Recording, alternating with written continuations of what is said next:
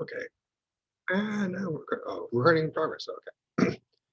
Yes, we have I found it to be a somewhat difficult topic, but I think it's a worthy one. We're going to look at the Buddhist writings of Jack Kerouac, the notorious novelist of the 1950s. I'm going to dispense with this notion of the beats right away. None of them liked the term. Um, it sort of came into the lexicon. Well, I mean, Kerouac was talking to William Dean Howells, and he had another friend who used the word beat a lot, and he used it, and then it got written in an article.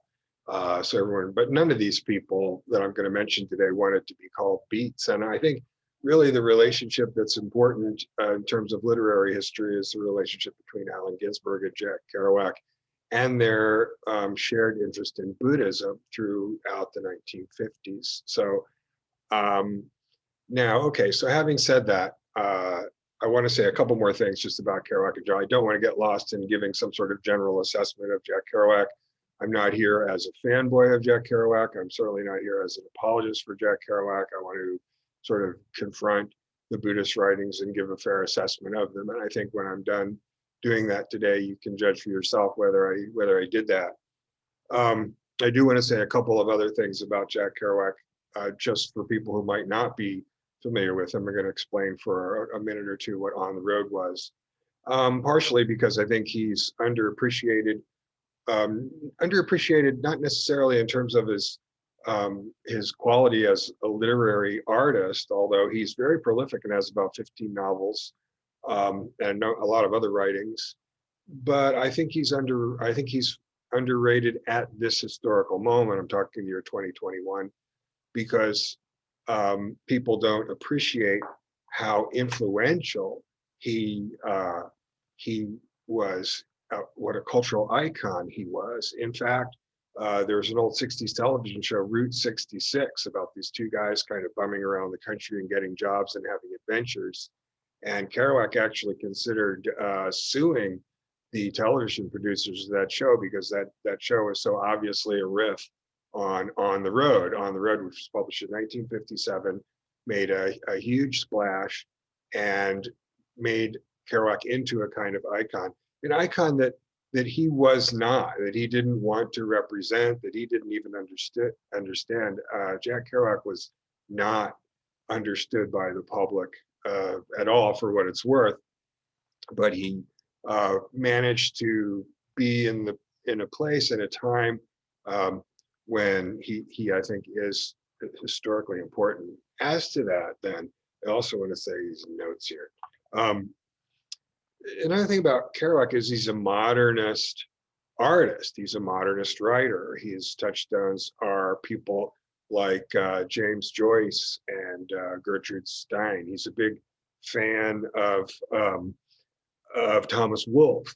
So, and he's living, remember, this is the 50s, this is the time of abstract expressionism and then minimalism coming up. And Kerouac, too, is sort of wanting to stretch the boundaries of the form. He's interested in what he calls spontaneous writing. So he is a kind of conceptual experimental writer. And I think that's something that sometimes is lost. People just see him and he's got his plaid shirt on and all that. And they think, well, he's just this novelist, right? It's novelist, the rebel novelist of the 50s. And that's what they expect, a sort of conventional novel. You know, during this time in the mid 1950s, when Kerouac was writing, um, popular literature in the United States was a real old boys club. You had these guys, these eminent men, and they would compliment each other. And, oh, you're writing on page 20 of your novel is some of the best American writing I've seen. A very pretentious and exclusionary. And Kerouac had nothing to do with any of that. Nobody ever knew anything about Jack Kerouac until 1957, after he'd written most of his stuff. Um, and he was very strictly an underground writer. That in that sense, he's a writer like John John Hawkes. I would mention Gilbert Sorrentino is a more recent experimental writer. So the reason that I mention that is because when we're assessing sort of Kerouac today, and I think Kerouac is sort of he's somewhat getting a little bit more obscure today, and he's I think he's a little underappreciated, but he was very much an underground writer, and so when people make a conventional assessment of him as an experimental and artistic writer, I mean, I think that then it's like it's like sitting down with Gertrude Stein. It's very much like sitting down with Gertrude Stein, in fact, and thinking, okay, well, this has to serve me now the way that a conventional novel does. Just as a footnote to that, he was very much ruined by the success of On the Road in 1957. It was years ago. He'd finished it in 1951. I'm going to talk about that. And one of the things, then I'll get rid of these notes and also look at the page anymore.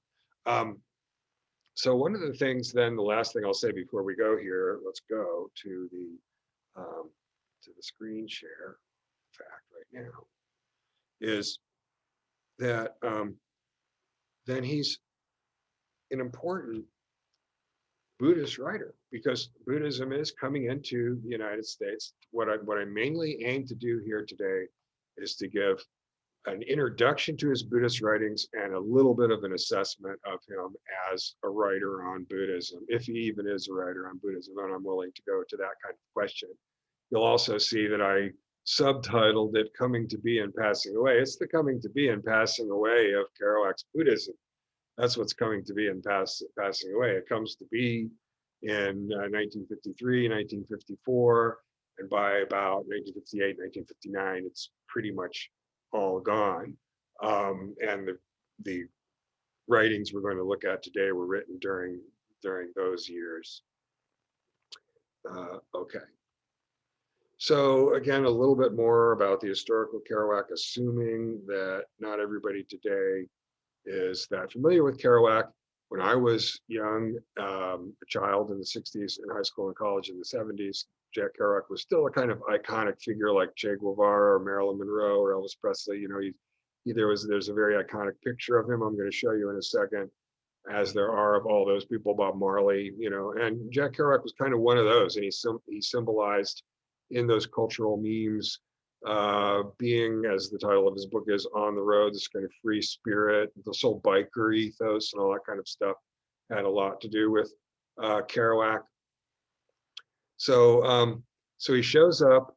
He's born in 1922. He shows up at the age of 18 on a football scholarship at Columbia University, and he quickly gravitates to this sort of bohemian literary crowd there. He quickly goes and finds the party, is what he does.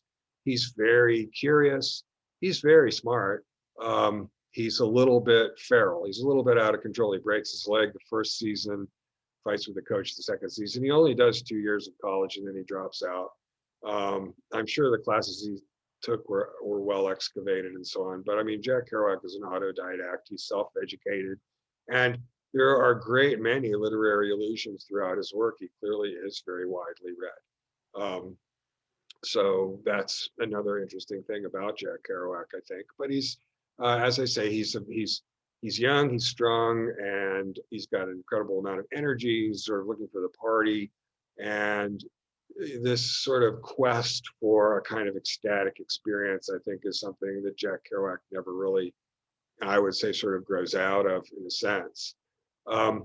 He meets Burroughs. So, you know, one question is, we're talking about, you know, the B word that I don't want to mention, is how real is there even a group? Well, Burroughs knows Ginsberg in New York, and Kerouac and Burroughs are friends for many years thereafter. But really, it's this union of Ginsberg and Kerouac. And then he also meets, during those years, Neil Cassady. There are iconic photos of Kerouac with both Cassady and Ginsberg, because, I mean, one of the things we have to talk about with Jack Kerouac is about 2021, you know, times have changed. We have to talk about his sexual confusion and his confused sexual identity. I wouldn't call him gay. I would call him a sexually confused man. He had these he was not able to have any very deep relationships with women. He had a couple of disastrous marriages early on, but he had these clearly homoerotic relationships with men. In the case of Allen Ginsberg, who was an out gay man, that was more clear. Neil Cassidy was, today we would call him a bisexual man, but he was just a sort of fairly feral character. I mean, Neil Cassidy was a sketchy character. And he after a while, when they went out to California, finally, so when he sort of left and went back to his wife in Denver. And, although many years later, he passed away walking down railroad tracks in Mexico. He is a wild guy, a petty criminal. He was the uninhibited man who Kerouac was not. And another issue with Kerouac, he had this Elvis Presley issue where he had a dead brother. He had a brother who had died in childhood, which haunted him all of his life. But he formed these relationships with these other men that were these sort of male bonding relationships. And he and Cassidy went off and gallivanted around North America and Mexico significantly. Kerouac does indeed travel in Mexico intermittently for quite a few years. But this is all over, everything's all over before it begins. I mean, Neil and Jack are running around in the late 1940s when they're in their 20s.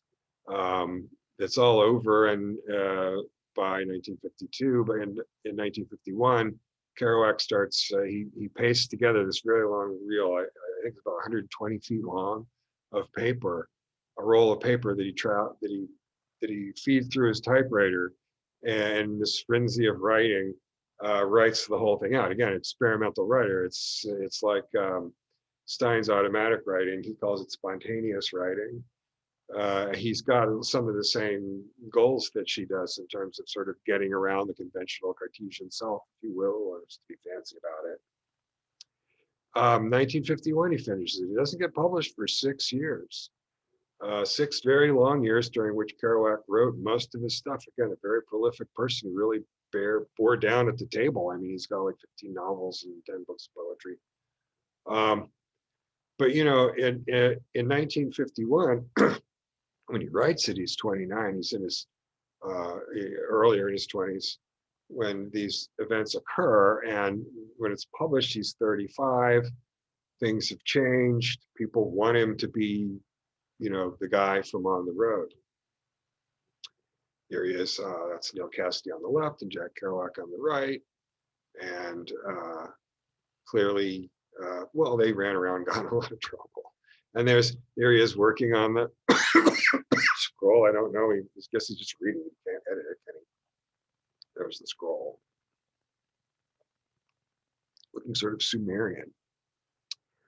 I don't know. I guess it would be okay to look at this scroll in a museum. When I was in Dublin, I looked at the manuscripts of Ulysses in Finnegan's Wake, and they were really nicely annotated with lots of little notes and things. And that was really cool. So this picture on the right there, and then on the left, just that was what he looked like when he went in the Merchant Marine, I guess, when he was around 20 or 21. This picture on the right, you might even recognize if you have a certain age, like me, the iconic Jack Kerouac. You see, I've got my Jack Kerouac shirt on, so I couldn't quite find one quite that Kanukish. But so there he is, and so he became a cultural icon. Sometimes it just takes a picture, and On the Road. And On the Road came out right at this time, when the 50s was the time of conformity and materialism, and Kerouac rejected that completely. So that's why I think Kerouac is of that historical importance, in addition, as I mentioned, to the sort of art historical importance. But in terms of pop culture, he was a really important meme. So, all right, let's get a little handle then on his Buddhist period. We know it with quite a bit of precision. It starts in the fall of 1953. By the fall of 1954, he's hard at it, studying all the time. People say, well, what books did he read? Well, more importantly, what sort of sutras is he interested in? I'm not going to go into that. He's into the Lankavatara Sutra that Bodhidharma brought into China and so on. But what you really need to know is he's at the New York Public Library reading room. That's what you really need to know. That's where he's spending all these months. And so who knows what all he read. He clearly read a lot of Mahayana Sutras and a lot of the Tripitaka, the Pali Canon, which is earlier, a compilation from late in the first millennium BCE. The Mahayana Sutras are in the first couple of centuries of the first millennium of the Common Era. That's when you get the Diamond Sutra and the Heart Sutra and Nagarjuna and all that wonderful stuff. If you really want to see the biographical story of his encounter with Buddhism, his ultimately unsuccessful encounter with Buddhism, you get his other most popular and most accessible book. I've got all the Buddhist books here, the Dharma Bums, which again, when he was trying to write a popular sort of book. And the thing is, On the Road was published in September 1957. And so he was very inspired by the success, but he also was uneasy about the fact that people weren't, for one thing, he'd been wanting to proselytize Buddhism to the United States for a long time, and he'd been writing to that end for a long time. And he thought that with the success of On the Road, he'd make some progress with that. He's getting nowhere in terms of getting people wanting to publish his notebooks about Buddhism. Nobody wants to publish it. So it's right in the first couple of months after On the Road that he writes the Dharma Bums. And he writes it somewhat as a response to On the Road. In a sense, that's one way to read the Dharma Bums, that he's thinking, well, they're not really getting the Buddhist part. And then he spends the summer in 1956 as a fire watcher. Again, some of his other friends, like Gary Snyder, had been before him and done this, and so he was going to do it, and go up there and have his ecstatic visions. But Kerouac is a very autobiographical, and he is a very honest writer, it must be said. And he's pretty honest about the difficulties that he has. I think that Desolation Angels is actually one of his best books. I mean, at least I had my best experience reading a Kerouac novel, I think, reading Desolation Angels. Like the Dharma Bums, the first half of it, he's up in the wilderness, and then the second half of it is down back to San Francisco and also Mexico City. And Mexico City, which is the kind of touchstone for Kerouac through all this time. And then late in his life, in 1961, when he wasn't really writing a lot of things, and he went out and stayed with Lawrence Ferlinghetti and went on another Buddhist retreat in the wilderness, well up in the country. At this point, he is very self-consciously in his life and death struggle with his alcoholism. And Big Sur is this chronicle of him actually leaving, or he can't really handle it, and he's falling apart. So I think to see the real Kerouac, then that document, it's as I say, it's one of his saddest, but one of his most valuable books.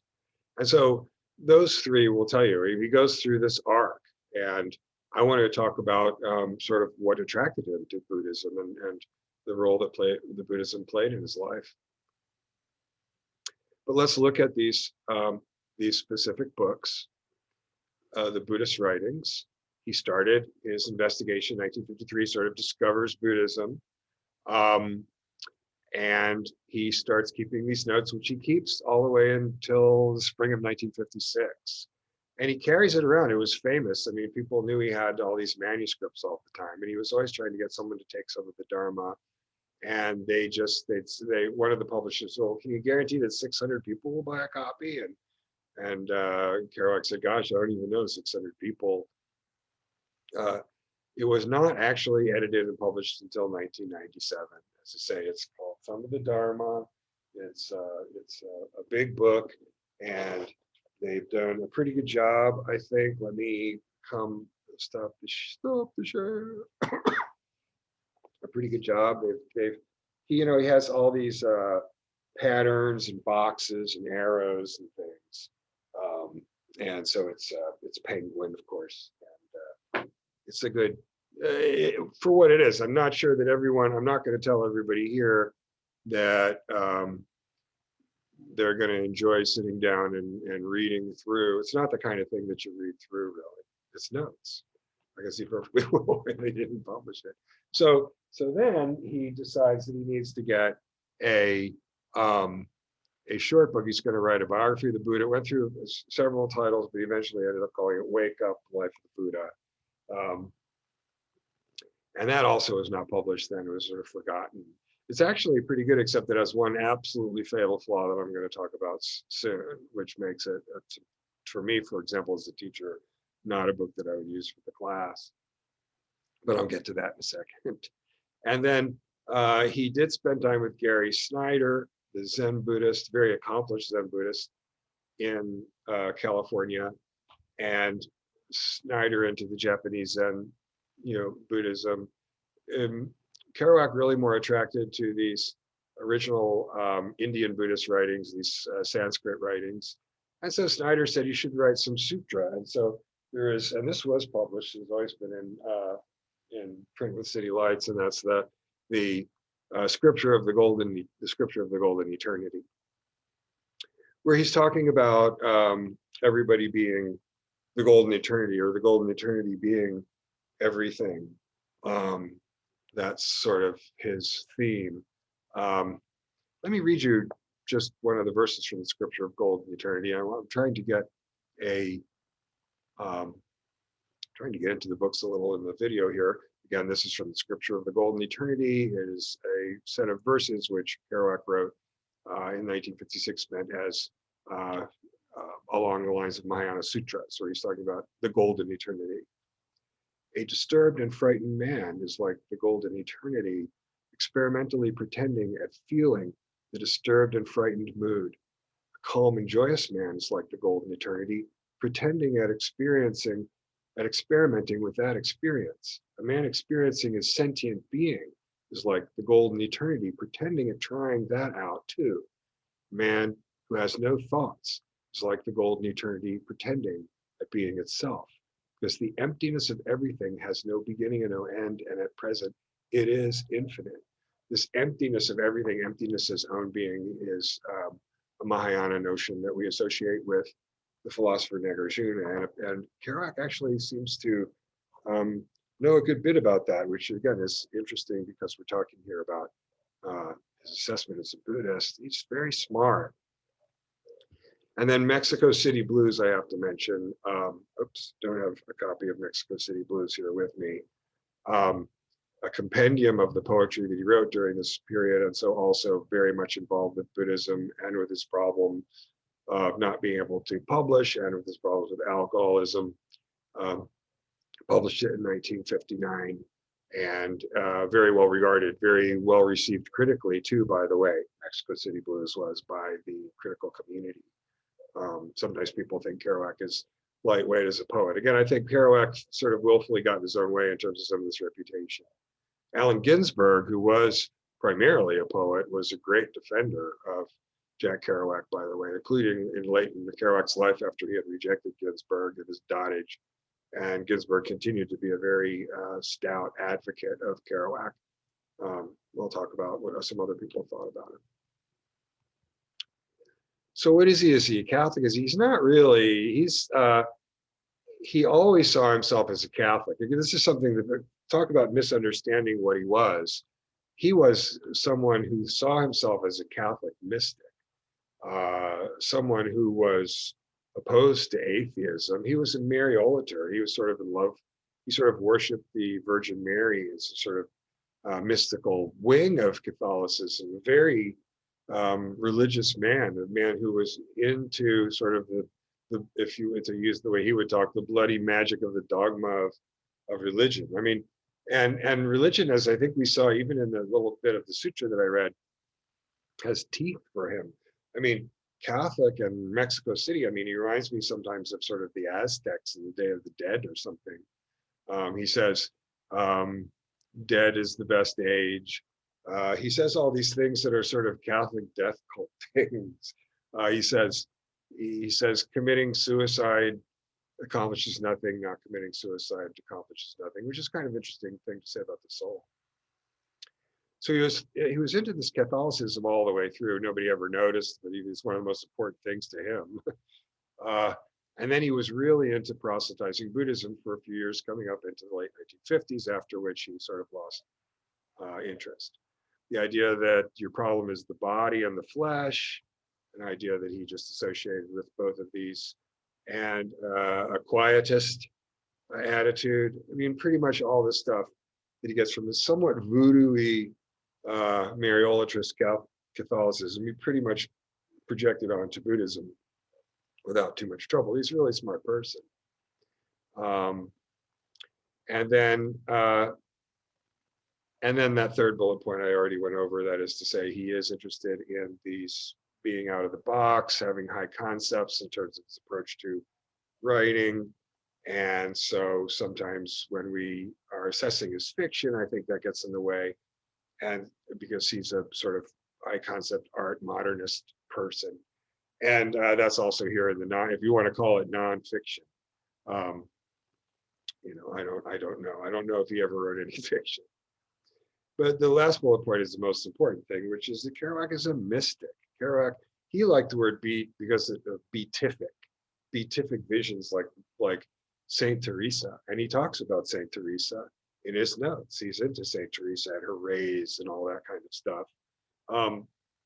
He wants transcendental experience. When he showed up at Columbia as an 18-year-old kid and found where the party was, he wanted to get high. He wanted to find he wanted to find the center of the action. He wanted to have the experience, as advertised.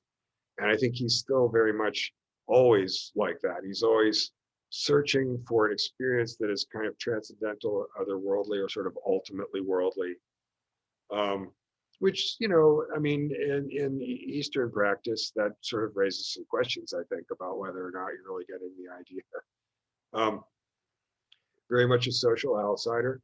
He's someone, remember, Kerouac grows up in a French-speaking household, Québécois French, and he doesn't even speak English very well until he's in like middle school. And he is also very attracted to the idea of being on the mystical plane where you are beyond value, beyond good and bad, and into the tantric plane. He understands that. I think he's pretty masochistic, so I'd watch out. I don't, when I say the Buddhist writings, I mean, it's Kerouac writing, reacting to his Buddhist studies. So this is important. Again, this is the kind of Kerouac's sexism, his misogyny. It's the kind of thing that would have just got glossed over in the past, but it's the year 2021, and we just have to confront these things and see whether or not we still accept him as somebody that is worth reading. He, as I say, he's pretty sexually repressed. He has sex with lots of women. It's kind of impersonal stuff. So first bullet point, sex is bad because birth causes death, right? So pretty much simple as that. And therefore women are bad. Women are bad because sex is bad. And sex is bad because birth causes death. Birth causes all suffering. And this was the formulation that he immediately got. It's too bad that he didn't see as clearly how vital applying things to alcoholism was as to sexual fetishization or whatever it is. So here's a quotation. And this is the thing, this is about, as I say, this book, Wake Up, the Jack Kerouac's Little Life of the Buddha, which otherwise has a lot of, he understands the basic teachings of the Buddha, except, let's look at that second bullet point. The river in your dream might seem pleasant, but below it is a lake with rapids and crocodiles. The river is evil desire. The lake is the sensual life. Its waves are anger. Its rapids are lust. And the crocodiles are the women folk. The women as crocodiles swimming around in the water waiting to get you is actually repeated at least twice in the book. And not only that, but he channels Buddha as a sort of Old Testament sexist. This is from the book, Wake Up. Let them be subject and subordinated to the brethren, he commanded. Even so, their admission means that the good law shall not endure for 1,000 years. When women join an order, that order will not long endure. That's completely not at all in line with what we know about the Buddha. The Buddha, in fact, I mean, after all, the Buddha believes in transcendental consciousness, as supposedly Kerouac says he does too. Um, but the Buddha very early on admitted women to the Sangha as priests, as well as untouchables and other low caste people, as well as foreigners, people who didn't speak Sanskrit and so on. So, and the Buddha was a social organizer. So Kerouac's got this funny, and I want to read a couple quotations from Wake Up, because he's got this funny projection onto the Buddha, that the Buddha, so let me read a couple of other passages. There was a youth called Yasa. This is when sort of Buddha is gathering all his disciples together, right? After he's had his revelation. There was a youth called Yasa, who was the son of a very wealthy merchant, who had suddenly become disgusted at the sight of the sleeping women in his harem. Okay, there you go again. And was wandering like a madman, much distressed by the sorrows of the world. His 54 wild buddies were following him across the field. He was so amazing. He was so amazing. He came to the Buddha crying, alas, what sorrow, what danger. So the crazy guy, he's so amazing. He's flipping out. He's so amazing that all the other lads are following him around. Look at him. He's so wild. And then later on, he sort of describes, he's kind of describing Buddha's posse. And he says, this warm-hearted youth ranked but next to Magalyayana in brilliance of learning, but it was this combination of near infatuated love for the master and the superior erudite sharpness prevented him from attaining to the states of equal-minded bliss experienced by the least of the bhikshus, some of them uneducated antiquity hobos, like Sunita the scavenger, Alavaka the cannibal, who had been an actual cannibal in Atavai, Ugrasena the acrobat. So see, these are kind of the lads kind of hanging out, kind of Buddha's posse, right? It's a boys clubby place, right? And so he's got a terrible projection onto all of this that's very unintentionally embarrassing, and beyond that, I think. And Gary Snyder, by the way, and I want to say that Gary Snyder, unlike Jack Kerouac, is really one of the most important American poets since World War II. He wrote Turtle Island and Mountains and Rivers Without End. And these are arguably the two most important Buddhist poems written. They're epic Buddhist poems. Gary Snyder, who is a Zen adept who studied in Japan. Gary Snyder thought highly of Kerouac. Gary Snyder thought that Kerouac had some good understanding of Buddhism. But Gary Snyder did famously, the lowest point was when he read that book, Wake Up, and he sternly rebuked Kerouac for the sexism of the book. So, and so that's why, I mean, I use some modern books nowadays, Mitchell's textbook, but you have Alan Watts's The Way of Zen.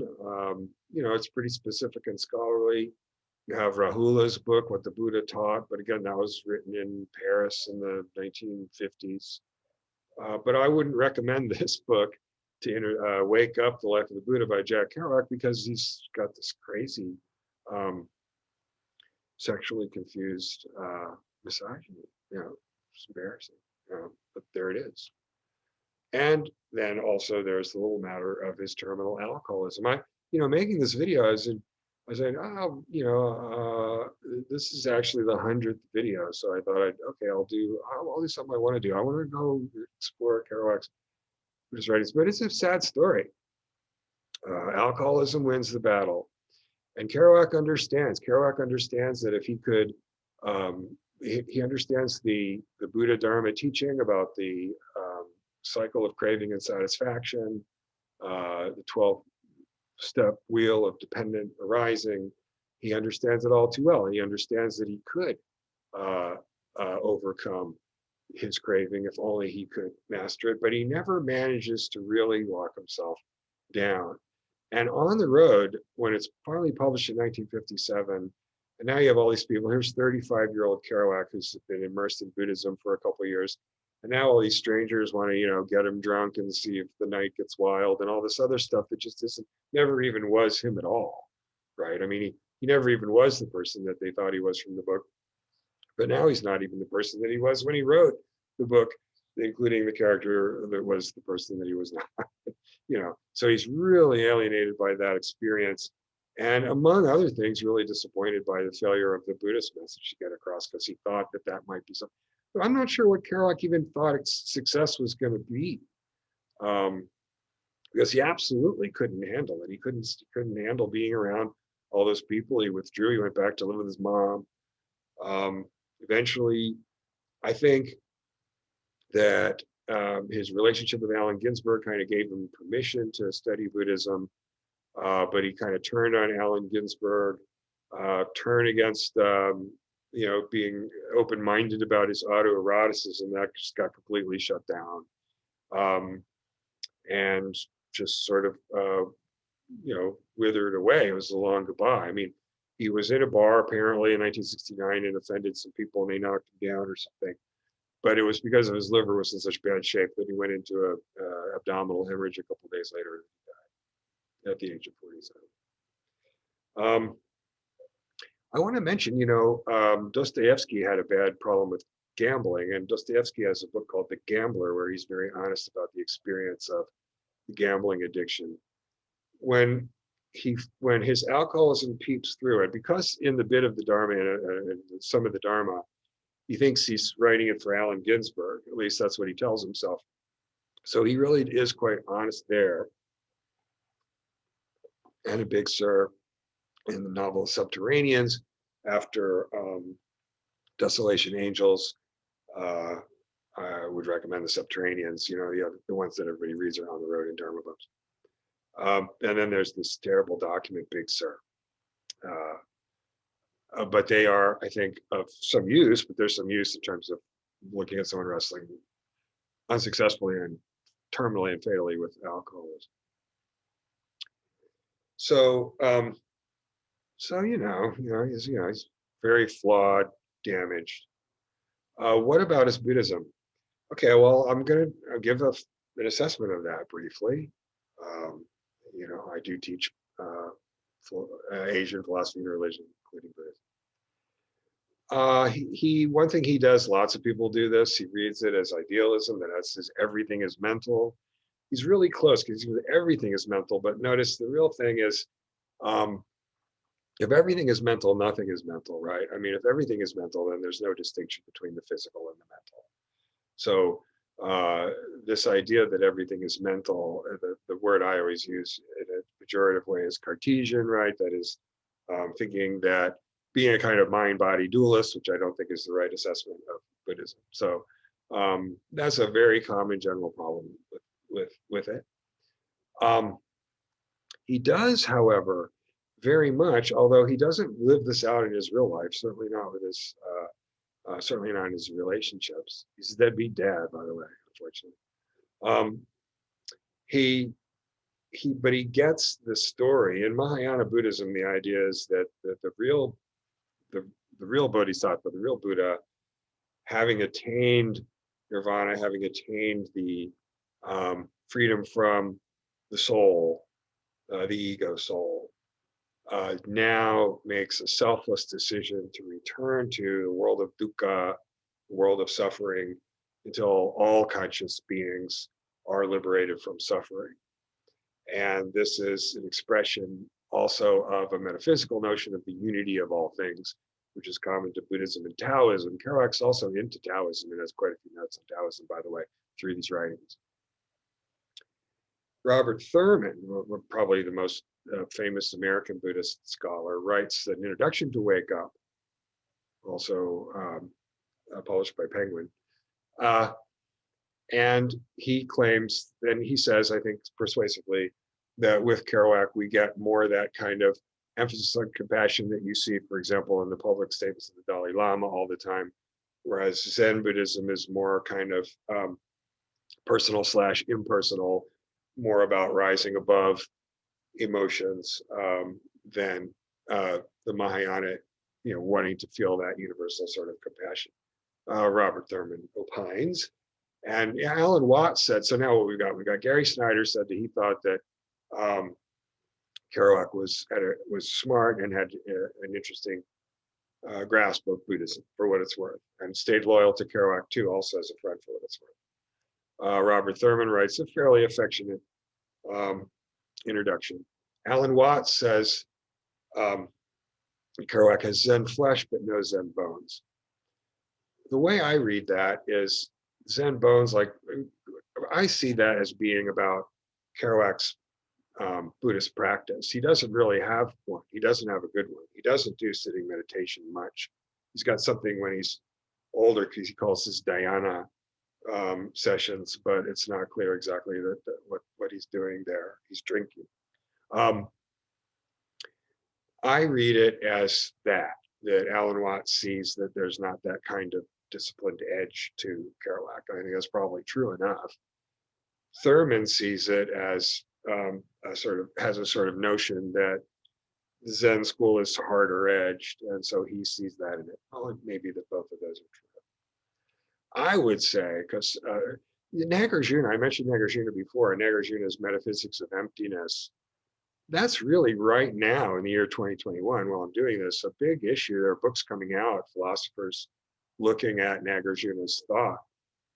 Nagarjuna then or now is, almost completely unknown, certainly in Western popular writings. And so, Kerouac, I think, had some justification. I think he was fooling himself a little, but he had some justification in the idea that he was onto something that a lot of people in the West and the United States didn't know about yet. And he was absolutely prophetic, Kerouac was, in his insight that sooner or later, he thought sooner Buddhism would have much more cultural importance than it did. And that turned out to be true. He was right about that. And he was right about that before it was obvious. And so when I see him writing about emptiness and the relationship between emptiness and form, the impossibility of form without emptiness, and this sort of Nagarjunian thought, was when I really thought, okay, this is somebody who's really getting at something here. He's understanding something that I've been trying to understand and teach to classes the last couple of years. And he's also into something that is right now something people are into. So I was impressed by that. As far as, but it has to be a personal assessment. And so that last bullet point, this I guess is the last thing I'm saying, and then I'll give you a quotation from Kerouac's Buddhist writings. I think the 18-year-old in the football jersey late at night in Greenwich Village, showing up at Columbia to be a literature major, had a real serious amount of energy and spirit. And that was a high point. But it's hard to peak when you're young like that. I mean, I know that from observation, not from experience. Because so later on, I think that again, he was a transcendental mystic. He wanted beatific visions that transported him, and that was really what he was after. He found it in alcohol and drugs, mostly. That sort of thing can be found to some degree in alcohol and drugs for some finite amount of time before the materialism of that turns on you. In Buddhism, he saw the possibility of what he wanted, which was this sort of transcendental, visionary mode of being as an alternative to alcohol and drugs. And this became increasingly urgent to him as the years went by, and he realized that he couldn't really stop drinking, especially, and realized that it was a struggle. The Four Noble Truths of the Buddha is all about the formation of the self through sensory interaction with the world and the development and emergence of the cycle of craving and satisfaction, which are both part of dukkha. And he got that. He worked hard to understand the Four Noble Truths, and he did. But that's tragic, right? Because he had his head full of that stuff, but he couldn't stop drinking. Got it down to wine, when he lived with his mother and didn't talk to anyone. But he never got it down to nothing, and he never had a Buddhist He never had a meditation practice that saved him. And the last thing there I'll say is I'm not sure that it seems to me that one of the hard things about Buddhist training, I only know this from being a formal teacher at a university, which is not all the same thing as being, a Buddhist teacher. Um, but the first line of the Tao Te Ching of Taoism is, the Tao that can be spoken, the Tao that can be said is not the eternal Tao. One of the hard things with learning about Buddhism and meditation is that you're supposed to give up goals, but the person, the seeker, shows up in good faith and earnestly saying, my goal is enlightenment. I want you to help me. And it's hard if one of the steps is, well, you have to renounce enlightenment. Kerouac wasn't meant for this world, like so many alcoholics, he wasn't meant for this world. So that may be incompatible with what real Buddhism is, which seems to me to be a sort of chop wood, carry water, quotidian, daily kind of diet and way of living. And I don't think Kerouac had that. But he was a mystic, and he was a writer of some talent, and he was an underground contrary voice in America in the 50s. And so I think that makes him still someone who we should know about. He was really interested in this notion of the holy fool, and that he was the holy fool. The selfhood that is being reborn endlessly in the dream is strictly a karma produce, an automatic leftover. There's no individual in the matter. When the Roman soldier died alone in the plain, he left the durance that made Edgar Casey strong and faithful. Someone died and left that lugubrious hurt spirit, which gave form to me. Damn it, Thorn, flap, flap, flap, copier, copier. But there's no individual in the matter. So again, just a quotation, somewhat random. There's a lot to some of the Dharma. I went in there and tried to find something talking about the self, because the self is one of the things that interests him. Okay. So, so as I say, I mean, I thought, oh, I know what I'll do. I'll go and look at the Buddhist writings of Jack Kerouac, and I'm glad I did. It certainly fills out some important things. I would say for the general student here, you want to know there's a sort of modern version of the cowboy we associate with motorcycle gangs in the 1950s, Marlon Brando, and hip cats at jazz clubs in the 1950s down there in Harlem, hanging out with black people and smoking marijuana. And so this is a kind of cultural meme, and Jack Kerouac, a very charismatic figure for a time in the 1950s and 60s, was sort of the face of that meme. So for that reason, I think the general humanities student might want to be aware of it.